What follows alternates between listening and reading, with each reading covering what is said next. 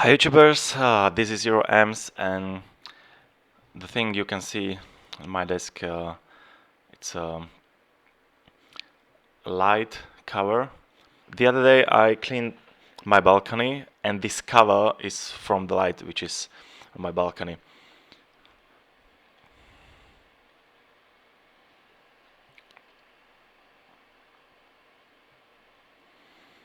And it's fixed on the wall, yeah, like this, yeah, this way, yeah.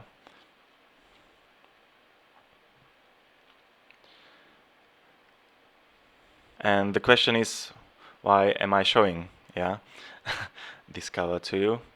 When I looked at it closer, I saw this IP44. So I didn't know at all what it was. Yeah, I knew only that it's not IP address. Yeah, so I spent some time checking the internet, and I found this nice chart which explains what IP means perfectly. Yeah, so it's not definitely IP address, but it's Ingress Protection, and it consists of two numbers. The first one is protection against solid objects, and the second number means protection against liquids. Yeah. In general, the higher number, the better.